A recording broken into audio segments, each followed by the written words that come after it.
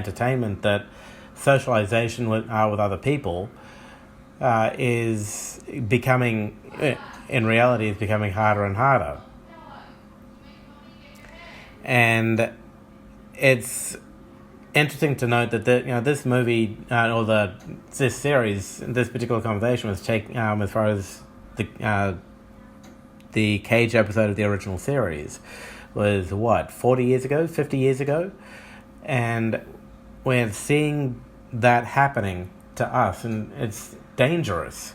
We need to keep lift our heads out of our phones, out of our technology. We need to interact with others. And I'm just finding it very interesting that, say 50 years ago, or even 60 years ago when this was initially created, that this was a foreshadowing of what was to come, even though they didn't quite realize. I don't think they quite realized it at the time. Just at the end of that conversation, the keeper or the magistrate comes out and punishes Vina for the information that she's been disclosing. Something which I find very interesting, because none of the information is actually harmful, but I suppose it does show a weakness of sorts, more of character than of ability, in the Talosians, which they may not have wanted disclosed. Shortly afterwards, the keeper offers a drink to Pike, and he gets his first taste of the punishment that can come from resisting what the Talosians are offering.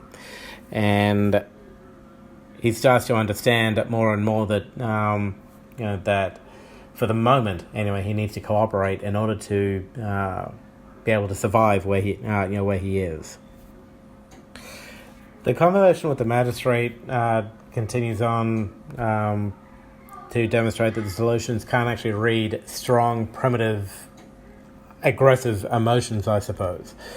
It tends to, and there's a part of me which is thinking, that is because those kinds of feelings are not pleasant. It's not fun to get angry, or at least not for most people, and certainly not for people who are used to feeling pleasure 24/7 from their illusions. And so it could be that they don't want to read his mind at those points, which is why they kind of block it out. But the magistrate continues to focus on trying to build a relationship between Pike and Vina, and Pike's like, fine, why do you want me to focus on it? What's the point of all this? And the magistrate's like, well, we want to create a family. Doesn't say it in so many words, but that's essentially the idea that is trying to be perpetuated, and it's going to be interesting to see how that how that continues to play out. The captain's next illusion comes along, and I have to admit I am very envious of this one. A nice idyllic parkland, countryside, couple of horses, a personal dream of mine, which I'm hoping to live out on my next birthday, is to ride a horse. I've never actually been able to ride one. I've ridden camels a few occasions, but never an actual horse, which is something I've always wanted to do. But anyway, it's a really idyllic kind of setting, a nice kind of picnic lunch, and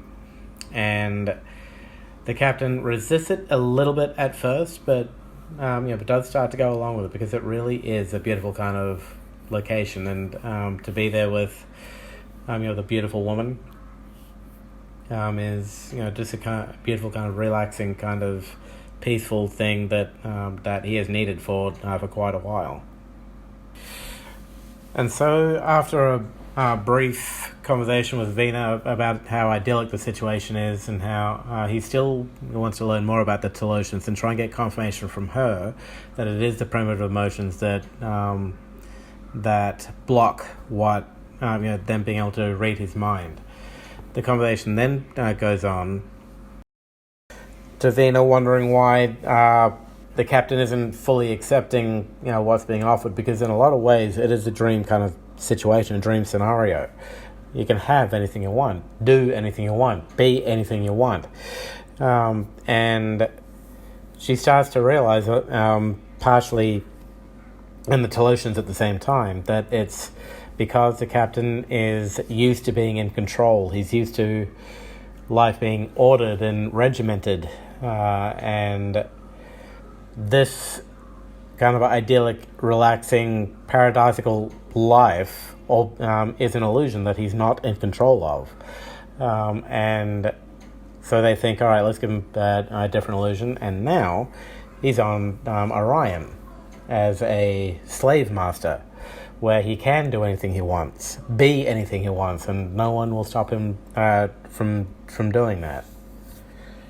This illusion is one that the captain rejects wholeheartedly. Essentially, he is surrounded by people who are kind of complimenting him on having this beautiful Orion slave girl, Vina, in another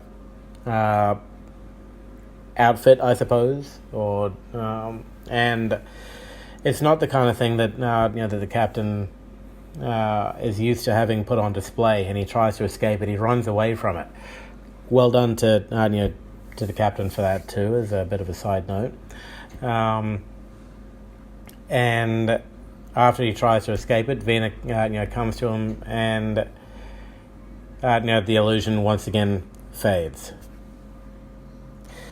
When the Talosians see that the captain's is still not accepting Vina, they allow the two women, the captain's first officer number 1 and his yeoman, to beam down, which surprises the rest of the landing party that was trying to beam down to rescue him.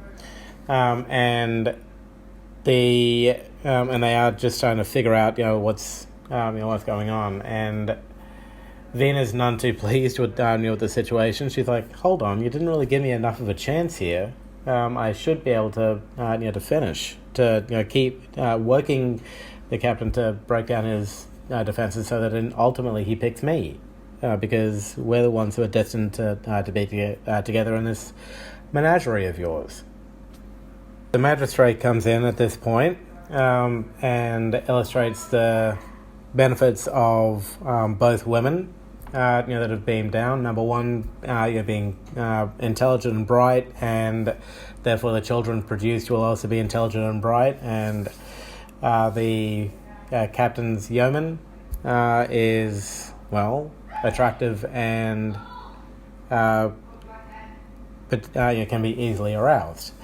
But again, the captain's just not buying into it. He's trying to trying to block out the whole situation, anger, hate, primitive emotions, to make prevent the Talosian from reading his mind, so that he can eventually kind of break them to let him out. Still not working too well though, but we'll see how we go. Spock then does what he needs to, or attempts to anyway, in terms of needs of the many outweighing the needs of the few, and upon realizing the true power of the Talosian mind, tries to leave, tries to get away, but the ship is stopped, and we return back to to the away team, or to the captain, and they're asleep, and the magistrate tries to come in through the little hole that the drink was dropped off in to take the phases away, but the captain manages to capture him, and here's where the escape starts to happen.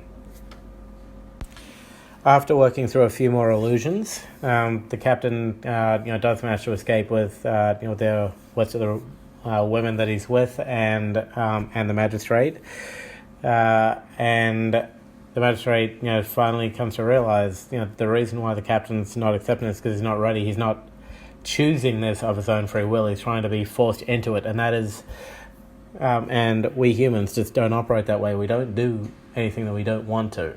It's something we need to choose our own, choose our own fate, as it were. And the captain is not ready to choose this yet. There is a later episode which returns to this, and I will discuss that when I get there. But at this stage, it's we're yet to see what happens. So after probing the ship's records and finally coming to the correct conclusion that regardless of how pleasant a situation is, captivity is not what we humans like. They realize that they've got to let the captain go. So they before they do though, they let the first officer and yeoman beam up, so that the captain can say a final kind of goodbye to Vina and see the reality of the situation that that he's essentially leaving behind. And that's when we see that there's another Pike that ends up staying with Vina. We also see the extent of Vina's injuries and the illusion that has been gets peeled away, so that you can see that what the Talosians are doing is actually saving her after a fashion, giving her a pleasant life as opposed to what could have been a very painful death. And the captain then beams up to the ship, so the episode ends. It's a very interesting episode in a lot of different ways, because it does tackle a number of issues, some of which wouldn't actually come into be relevant or evident in the society at the time, because technology was still very much in its infancy, as opposed to what it is, say, 50 or 60 years later. There's people went out, played ball, played with each other, went to dinner, went to and properly socialized with each other. They sat down and did homework with by hand, and had to work out do maths and English and history, and look through books and not Wikipedia. And they had to and it was very much a human interactive kind of society, as opposed to the very online technology based life that that we have these days. And it's interesting to see that the dangers that were presented in this first episode of Star Trek. But it does also set up a wonderful world as well, one where there is equality in a lot of ways, that men and women work together essentially as equals, and that and we all are trying to better ourselves and learn more about the universe in which we live. For me, Star Trek has been a refuge in a lot of ways, because it's given me hope that and what humanity could be. And not to mention, granted, it in and of itself, it's a wonderful series because of the technology, the stories. I myself am not big on cinematography or did the gaffer do this job, or the director should have done this way. I've never really been big on those kinds of analyses. I mean, don't get me wrong, I do enjoy them, but it's not what I look for in an episode for me, or in a movie. I look for, is it entertaining? Does it have a message in more the substance of a series, of which I find plenty of. Star Trek is rich with it in a lot of different ways, and this is a very good, a very good kind of pilot episode, a way for for the series to start. Now, for if you wanted to contact me to discuss this podcast, my email address is warrior346@yahoo.com. I'm happy to take any kind of comments or feedback, and I do do appreciate anyone who listens to this, even if it is just me. I appreciate myself, and I look forward to putting up another one next month. All right, thank you, and live long and prosper. And for my own personal favorite race, Qapla'.